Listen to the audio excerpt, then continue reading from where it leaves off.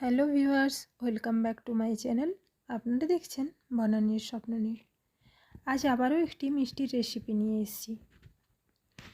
এটি হলো একটি ছানার মিষ্টি। মজাদার এই ছানার মিষ্টিটি বানানোর জন্য আমি এখানে 1.5 লিটার দুধ নিয়েছি। আমি এখানে সমস্ত প্রসেসগুলি খুবই ভালোভাবে বুঝিয়ে বলবো। এখানে দুধ থেকে ছানা কাটানোর জন্য আমি একটা গোটা লেবু, বড় সাইজের লেবু নিয়েছি। সে লেবুটা কেটে রস বার করে জলের সাথে মিশিয়ে আমি অল্প অল্প জলটা দিয়ে ছানা কাটিয়ে নিয়েছি। ছানাটা পুরো কেটে যাওয়ার পর জলটা সবুজ হয়ে এলে তখনই বন্ধ করে দেবো। 5 মিনিট রেখে জলটা ঝরিয়ে নেব। দেখুন ছানার টেক্সচারটা ঠিক এরকম হবে। হাত দিয়ে মেখে মেখে ডলে ডলে মেখে নেব।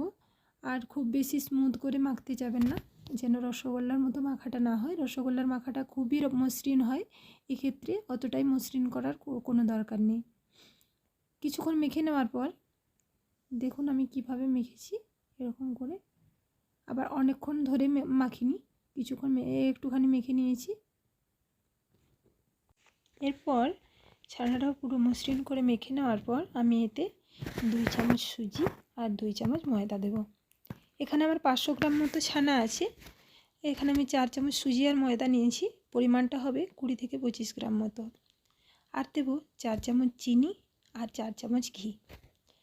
ঘিয়ের পরিমাণটা এতটাই হবে যাতে ময়দা আর সুজিটা পুরো ভালোভাবে ভিজে যায় ঘি দিয়ে। এরপর সবকটা উপকরণ, ময়দা, সুজি আর চিনির উপকরণটা বেশ ভালোভাবে ঘি দিয়ে মেখে নেব। এখানে ছানাটা একটু টেস্ট করে দেখে নেবেন। যদি টক লাগে তাহলে একটু জল দিয়ে ধুয়ে নেবেন। যদি টক না হয় তাহলে জল দিয়ে ধোয়ার অতটা প্রয়োজন নেই। প্রতিটা ছানার মিষ্টির ক্ষেত্রে ছানা কাটানোটা খুবই ইম্পর্ট্যান্ট।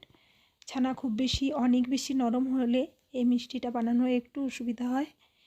সেক্ষেত্রে ছানার জলে, ছানা কেটে যাওয়ার পর ছানার জলে 5 মিনিট ছানাটা রেখে দেবেন, যদি খুব বেশি নরম হয়ে যায়। অল্প একটু এলাচের গুঁড়ো দিয়েছি। এটা না দিলেও হবে। এখানে আমি চিনির শিরাতেও কয়েকটা এলাচ থেতো করে দিয়ে দেবো। দেখুন এখানে সুজি আর ময়দার মিশ্রণটা ঘিতে ভিজে যাবে, ঠিক এইভাবে দলা পেকে যাবে। এরপর সবকটা উপকরণ একসাথে মিশিয়ে নেব। উপকরণটা একসাথে মিশিয়ে নেওয়ার পর এখানে ভালোভাবে ঢেকে আমি কিছুক্ষণ রেখে দেবো একটা সাইডে। ততক্ষণ আমি চিনির রসটা তৈরি করে নেব।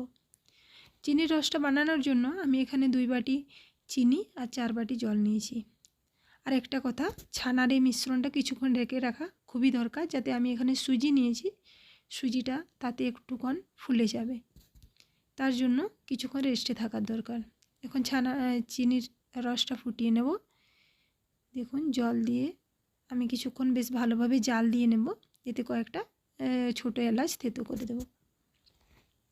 চিনির রসটা যদি এখানে খুব বেশি ঘন রস চান তাহলে চিনির পরিমাণটা আর একটু বাড়িয়ে নেবেন। আমি এখানে মিডিয়াম ঘনত্বের রসটা বানাবো। খুব বেশি ঘন মোটা রস হবে না, আবার পাতলা রসগোল্লার মতো পাতলা রসও হবে না। দেখুন চিনির রসের রঙটা পরিবর্তন হয়ে গেছে, অনেকটা লালচে রং ধরেছে। আর একটুখানি ফুটিয়ে নিয়ে আমি বন্ধ করে দেব। মিষ্টিটা বেশ ঘন মিষ্টি হয়েছে, গাঢ় মিষ্টি হয়েছে।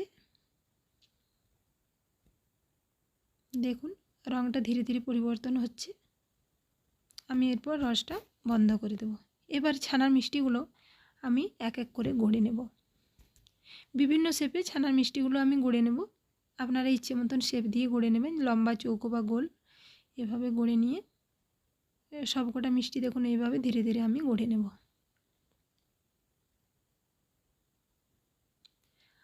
আমার বানানো রেসিপিগুলো যদি আপনাদের ভালো লাগে তাহলে একটা লাইক বা শেয়ার করবেন, আর চ্যানেলটা সাবস্ক্রাইব করার অনুরোধ রইল।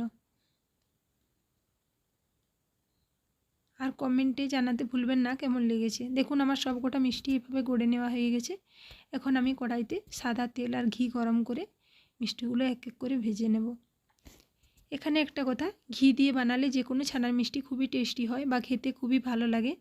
ঘিয়ের একটা আলাদা গন্ধ বা স্বাদ থাকে, তাতে যে কোনো মিষ্টিকে সুস্বাদু বানিয়ে দেয়। তাই চাইলে পুরোটা ঘি দিয়েও বানাতে পারেন। আমি এখানে সাদা তেলের ঘি মিশিয়ে নিয়েছি, বা চাইলে সাদা তেল দিয়েও বানানো যেতে পারে। দেখুন খুবই কম আছে মিষ্টিগুলো ভেজে নেব, খুবই একদম লো হিটে। প্রথমে মিষ্টিগুলো একবার একটু পুরো তেলটা গরম হয়ে গেলে, একটা সাইড লালচে রং হয়ে এলে উল্টে দেওয়ার পর একদম লো হিটে ধীরে ধীরে মিষ্টিগুলো ভেজে তুলতে হবে। এরকম লাল রং হয়ে আসবে, এরপর মিষ্টিগুলো ভেজে তুলে নিয়ে আমি চিনির শিরায় ডুবিয়ে দেব। দেখুন আমার সবকটা মিষ্টি ভাজা হয়ে গেছে।